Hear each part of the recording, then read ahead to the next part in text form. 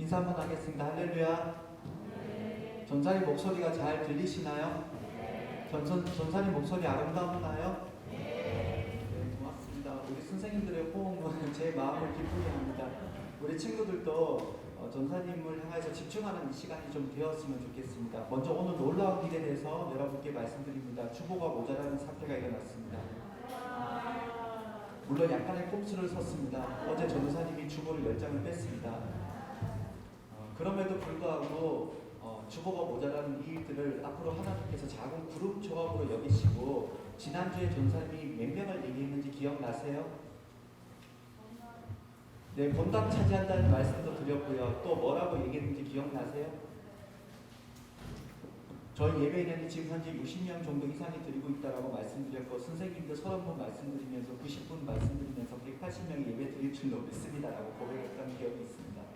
하나님께서 오늘 이 주보 모자라는 사태를, 물론 약간의 꼼수도 있었지만요, 그럼에도 불구하고 작은 구름 조각으로 여겨주셔서 우리가 큰 일에 집중해 나갈 때 우리의 작은 소소한 문제가 해결되어질 은혜가 우리 고등부 가운데 있어지기를 예수님 이름으로 소망합니다.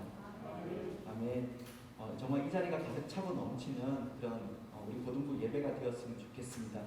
오늘 또 전사님이요, 앞에 우리 금요일 날쯤에 선생님들이 오셔서 자리 배치를 좀 다시 했습니다. 앞에서 인도하는 사람들이 혹여나 여러분들에게 폐해를 끼치지 않도록 하기 위해서 앞에 모든 자리 배치를 좀 다시 했습니다. 조금 더 멀어진 감은 없지 않아 있는데요. 또 전사님 이렇게 마스크를 한동안은 좀 끼고 해야 될 것 같아요. 여러분들에게 조금 더 안심을 주고 예배당 나올 때 편안한 마음으로 좀 나올 수 있도록 한동안은 목소리가 좀 안 들릴 수는 있을 것 같아요. 그렇지만 여러분들 마이크 성능을 믿어주시고 또 하나님을 믿어주셔서 계속해서 오늘 이 시간 가운데 들려지는 말씀이 여러분들 가운데 새겨져서 100대, 60대, 30대가 되어서 돌아갈 때는 이제 열매 맺는 우리의 삶이 될 수 있기를 바랍니다. 아멘. 아멘.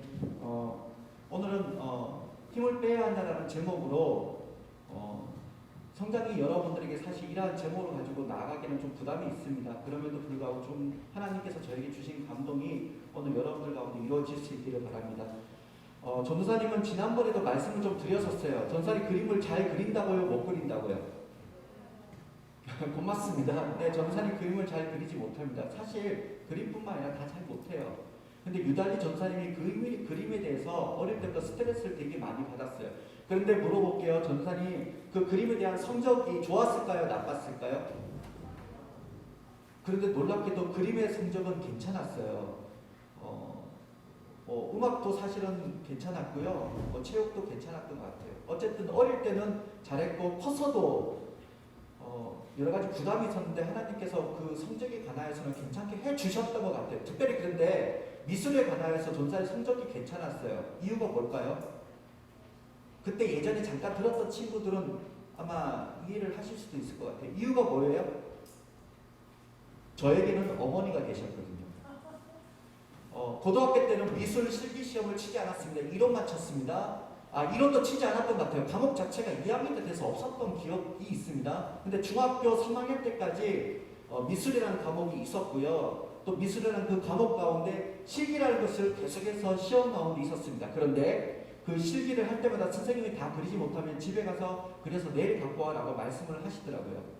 그래서 전사님은 집에 갔습니다. 그리고 예전에 전사님 설교 가운데 한번 말씀드렸던 밤새 그림 그리다가 그리지 못해서 울면서 잤는데 다음날 일어나 보니까 어머니가 그림을 다 그리셔서 그 그림을 제출했다는 얘기를 여러분들께 들린 적이 있어요. 어머니께서는 어릴 때 미술을 배우셨는지 안 배우셨는지 모르겠어요. 그런데 그림 좀 하시더라고요. 하얀색과 검은색 사이에 갈색을 넣는 것이요, 시며 마침하시더라고요. 꽃병을 그리라고 이렇게 학교에서 숙제를 내줬을 때 꽃병을 그리는 게요, 가히 지금 내 앞에 꽃병이 없었음에도 불구하고 꽃병을 그려주시고요. 정물아 아시죠 여러분들? 그냥 주위에 있는 사물들을 가지고, 고정된 사물들을 가지고 그림 그리는 걸 정물아라 그러잖아요. 또 화분을 그리라고 숙제가 내줬을 때 화분이 앞에 없었음에도 불구하고 어머니는 화분을 능숙하게 그리셨어요. 근데 전사님은 잘 그리지 못했습니다. 이유가 뭘까 가만히 생각을 해봤더니요, 전사님이 일단은 그림의 소질이 없고요. 그리고 두 번째는 전사님이 오와 열을 굉장히 중요한 성격을 가졌더라고요. 다시 말해서 이 부드럽게 섬세하게 붓으로 터치하는 그 부분에 대해서 제가 가지고 있는 기질이 이렇게 기억자가 좀 되기를 원하는 정확하게 똑 떨어져서 맞아 떨어지기를 원하는 그런 기질이 좀 있었던 것 같아요. 이걸 어디에서 찾을 줄 아세요? 제 둘째 아들에서 좀 찾았습니다. 제 둘째 아들이요, 초등학교 1학년 들어가기 전까지 글씨를 한글을 썼을까요? 못 썼을까요? 이 영상은 제 둘째 아들이 보지 않기를 원할 뿐입니다. 둘째 아들이 초등학교 들어가서 나서 한글 공부를 깨우쳤어요. 그 전에 한글 공부를 전도사님과 전도사님 아내가 가르쳤을까요? 안 가르쳤을까요? 가르쳤어요. 그런데 연필심만 많이 부러지고 이 배움에 대해서 되게 더디더라고요. 근데 자세히 잘 보니까 이 둘째 아들도 글씨를 어떻게 쓰냐면 그림을 하더라고요. 한번 선을 시작하면 멈추지 않더라고요. 그리고 정확한 오와 열을 맞춰서 각을 맞춰서 이 그림을 그리더라고요. 전도사님 집에 생각보다 연필깎이가 좀 많이 있습니다. 둘째 아들 때문이에요. 둘째 아들이 이 한글 글씨가 깨우치기가 너무 시간이 오래 걸렸던 지난날의 모습을 전도사님 연필깎이를 통해서 발견할 수 있습니다. 계속해서 이야기를 좀 할게요. 지금 무엇을 이야기하려고 하는지 여러분도 조금 더 유치해 주시고 이해해 주셨으면 좋겠어요. 여러분들 스쿼시 뭔지 아세요? 전사님 탁구도 좀 할 줄 알고요. 배드민턴도 좀 할 줄 알고요. 그냥 기본적인 구기 종목은 좀 할 줄 알아요. 근데 스쿼시라는 거 아세요? 테니스라는 거 여러분들 아세요? 혹시 이 가운데 테니스나 스쿼시를 좀 할 줄 아는 친구도 있나요? 고맙습니다. 자랑해도 되나요?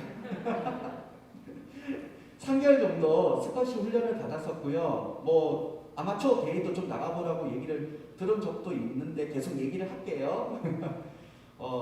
전사님이 스쿼시를 배웠을 때 일단은 스쿼시라는 것이 뭐냐면 밀폐된 사각형의 공간에서 테니스와 같이 공을 가지고 이렇게 스매싱을 때리고 또 공을 또 돌리기도 하고 그렇게 하는 어떤 운동의 하나의 종류인데요. 그런데 그 스쿼시를 하게 되면 무조건 힘으로 치면 거의 대부분 다 상대편이 좀 당황해요. 나도 예측을 못하는 공이 되고 상대편도 예측을 못하는 공이 돼서 웬만하면 그냥 힘으로 치면 이 공이 나도 상대편도 예측을 못하기 때문에 거의 내가 이기더라고요. 그런데 시간이 좀 지나니까 전사님 한 가지 조금 더 이해하는 것들이 생기기 시작했어요. 굳이 힘을 안 줘도 내가 정확한 포인트, 원하는 포인트에 그 공을 낮춰서 치는 거, 깎아서 친다고 그러더라고요. 근데 낮춰서 치는 그 작업을 하게 되면 또 상대편이 공을 예측하지 못해서 잘 치지 못하는 것을 시간이 지나면서 좀 발견하게 됐어요. 굳이 힘을 안 써도요.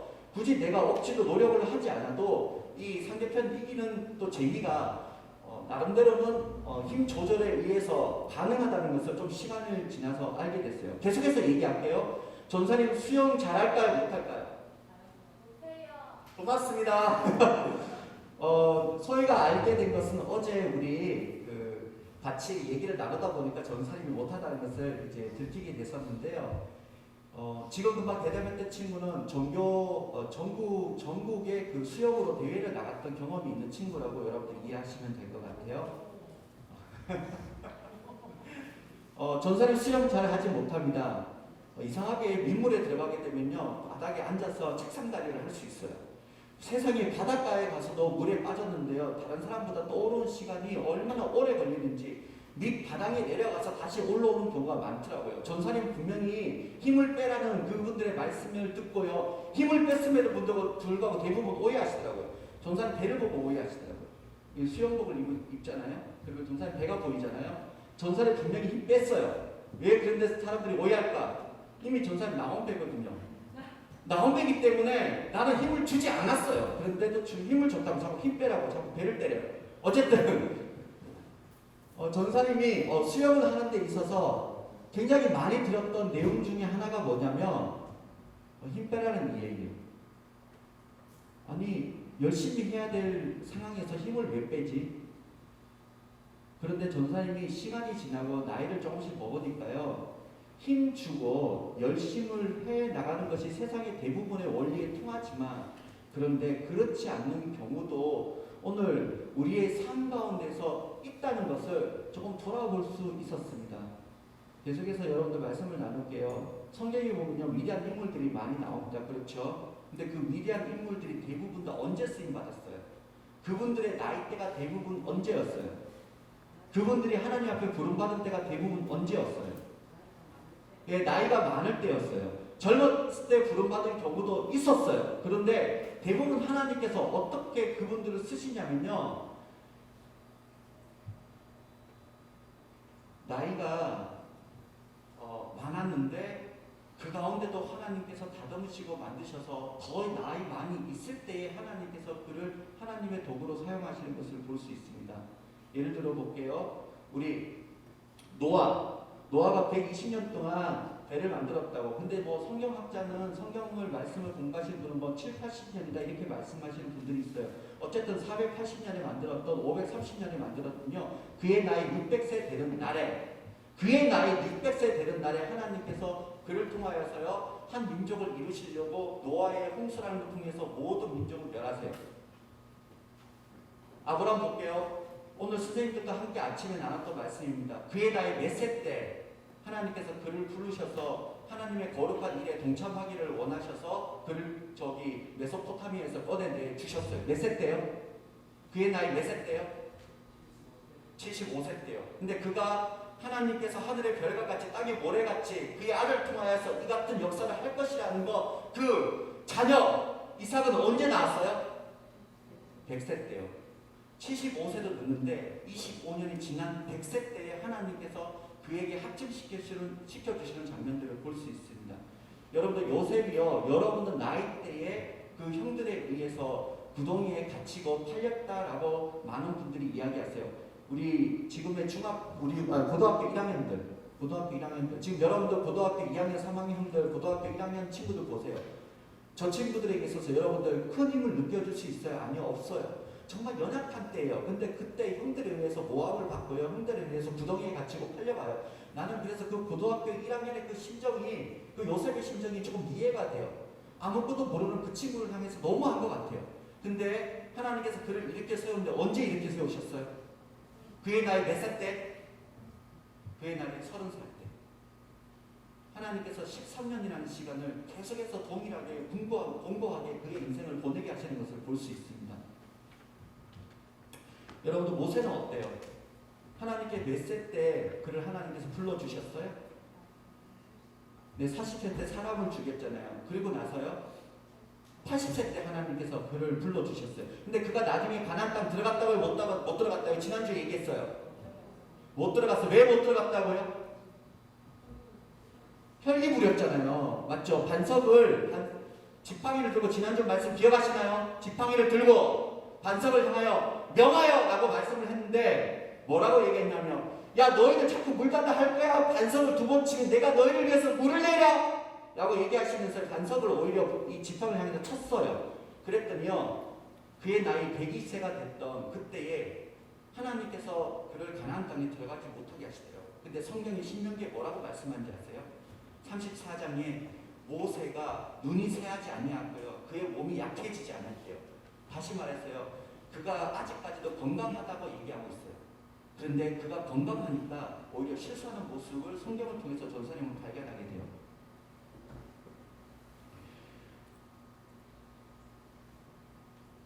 계속해서 저와 여러분들이 조금 묵상하고 생각해야 될 것이 있어요. 여러분들 우리의 본능이 얼마나 강한지 아세요? 계속해서 여러분들 이 육신을 입은 우리 자신에 대해서 전사님이 지난주도 이야기했던 것 같아요.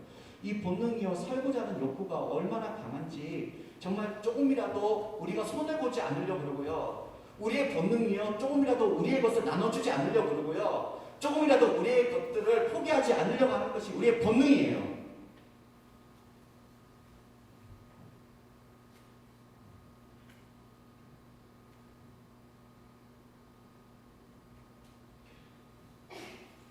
그런데 그 본능 때문인지 몰라도 하나님께서는 하나님의 일을 하실 때에 하나님께서 주저하시더라고요.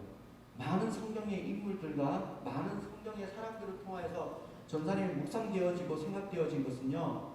오늘 하나님께서 하나님의 사람들을 통하여서 하나님의 일을 하기를 원하시는데 사람을 통해서 일하기를 원하시는데 근데 그 사람들은요 대부분 다 힘이 없어요.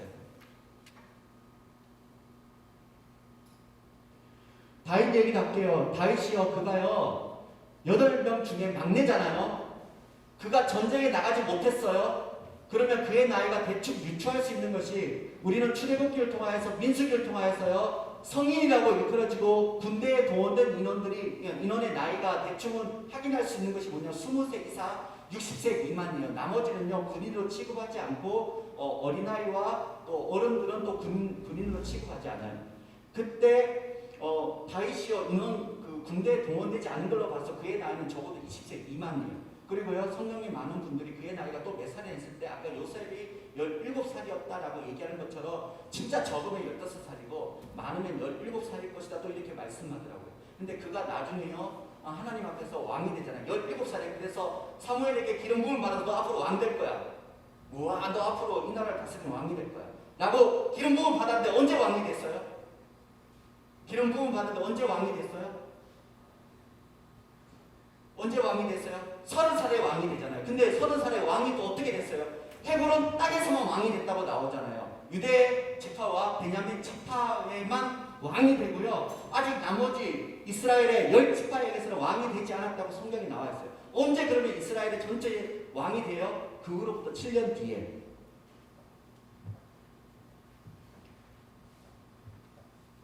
이번엔 창세기로 넘어갈게요. 지금 계속해서 여러분들 전사님이 뭘 얘기하는지 조금만 고민해 봅시다. 창세기 3장에 보면 하나님께서 인간의 잘못과 그 죄의 결과로 사람에게 시키는 것이 있어요. 뭘 시키셨어요? 여자에게서는 자녀를 낳는 그 아픔을 주셨고요. 남자에게 있어서, 아담에게 있어서 뭘 줬어요? 뭘 주셨어요?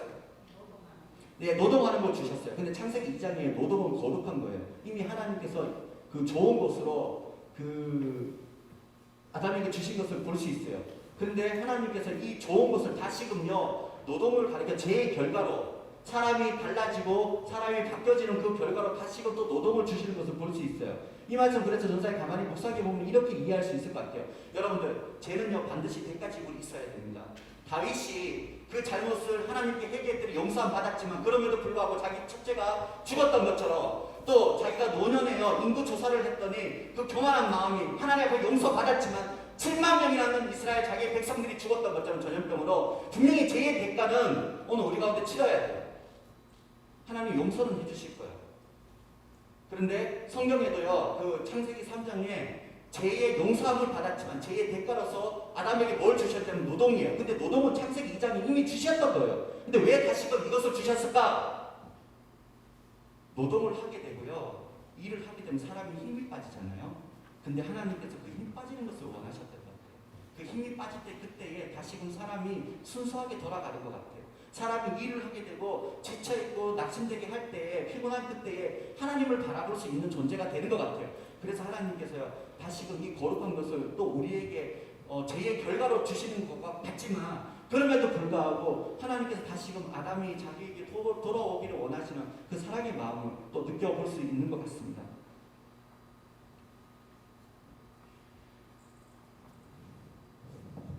오늘 저와 여러분들 가운데 하나님 앞에서 귀하게 쓰임받을 수 있는 믿음의 여건들이 동력자들이 많이 생겨날 수 있기를 예수님 이름으로 소망합니다. 그러면 한참 자라나는 여러분들에게 전사님 감히 죄송합니다. 여러분들 힘 빼세요. 여러분들 목소리 낮추세요. 여러분들 목이 곧은 백성이 되지 마세요. 어른들 보면 선생님들 보면 인사하세요. 어디가 문제고 어디가 우리 가운데 부족함을 찾기를 여러분들 원하신다면 지금 전사님 말씀 가운데 여러분 새겨서 귀담아 들을 수 있게 바랍니다. 세상에 옛적에 전사일 때는요 미안해요 나 때 얘기해서 전도사가 얘기하게 되면요 여러분들 적어도 설교 시간만큼 아멘으로 하다 뵙고 적어도 전사님에 대한 두려움과 경외감이 있었어요. 오늘날 어때요?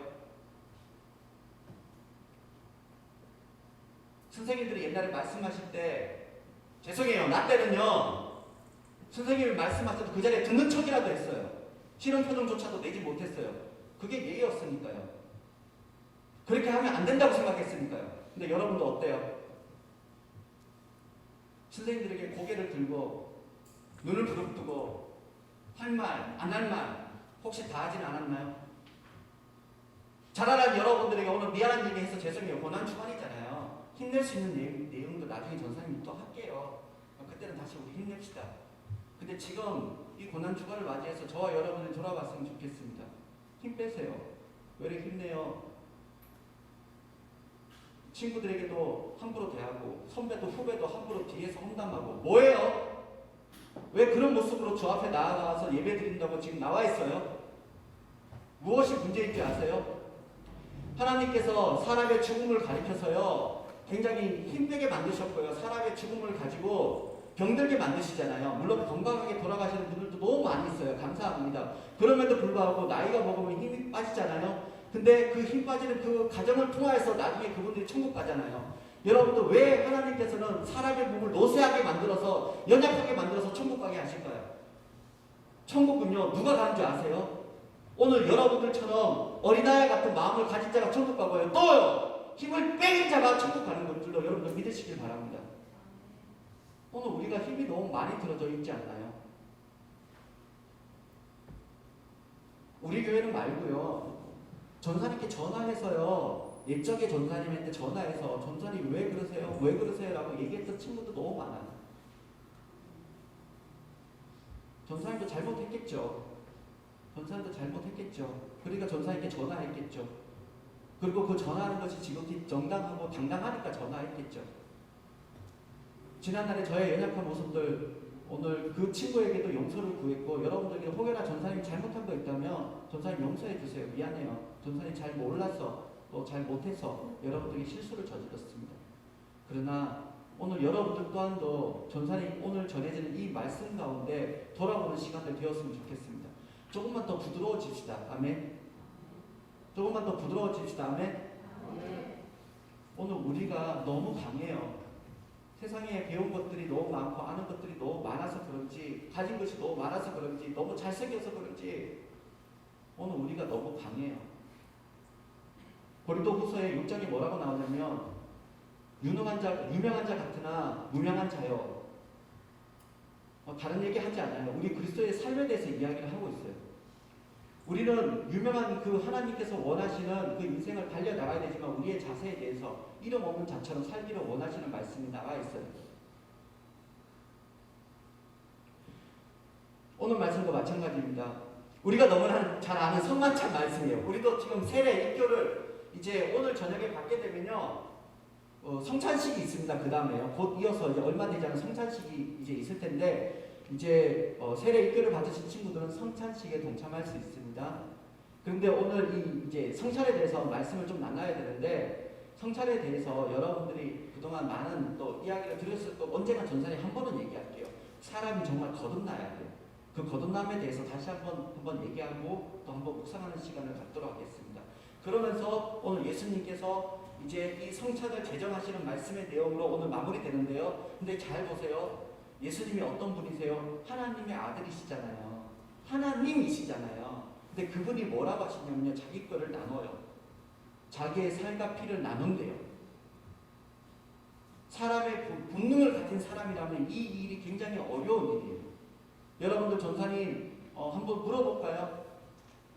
예수님께서 십자가에 달려 돌아가셨을 그쯤에 지나가는 사람들이 뭐라고 이야기를 하냐면 너 하나님의 아들이거든 라고 말씀을 해요. 그때 만약에 예수님께서 그래 나 하나님의 아들이라고 해가지고 십자가에 내려오고 자기를 모욕하는 사람들을 십자가에 못 박을 수 있는 분이세요 아니세요?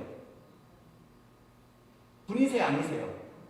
네 분이세요. 근데도 예수님 그렇지 않았잖아요. 근데 잘 보세요. 마태복음 16장에 누가 나오냐면 베드로가 나와요. 베드로가 주는 그리스도시요 하나님의 아들이십니다라고 고백을 했는데 그 다음부터요 사단이 어떻게 만지는지 아세요? 주여 그러지 마소서. 그 고백에 너무나도 자기도 기쁘니까요 그 뒤로 계속해서 이어서 말하는 것이 뭐냐면 내가 이제 십자가에 못 박혀야 돼서 너희들을 위해서 희생해야 되겠다라고 예수님 말씀하시니까 이어서 베드로가요 힘주면서 주여 그러지 마소서. 그리하시면 안 됩니다. 죽으시면 안 됩니다 라고 얘기해요. 근데 예수님 뭐라고 했어요? 그때 사단아 내 뒤로 물러가라고. 아니 힘주고 예수님을 결사적으로 막았잖아요. 근데 뭐가 문제예요? 오늘 우리가 힘줄 때 여러분들 가만히 묵상해 보세요. 사단의 역사예요. 장난일 수 있다는 거예요. 근데 예수님은요 그 십자가 위에서 내려오지 않으셨습니다. 오늘 성만찬 제정하신 우리 예수님 자기의 살과 피를 나눠주시는 분이세요. 결국 오늘 예수님께서 뭐 하셨어요? 모든 것이 가능한 분이 아무것도 하지 않는 일을 하셨어요. 그렇다면 저와 여러분들이 오늘 이 교훈 가운데 배우고 익힐 수 있기를 원합니다. 수학 선생님이요. 지난번에 잠깐 했어요. 수학 선생님이 수학 문제 틀리는 게 그렇게 어렵대요. 영어 선생님이 아는 단어가 나왔는데 모른다고 얘기할 때가 정말 어렵대요. 선생님들 맞나요? 학교에 선생님들 맞으세요?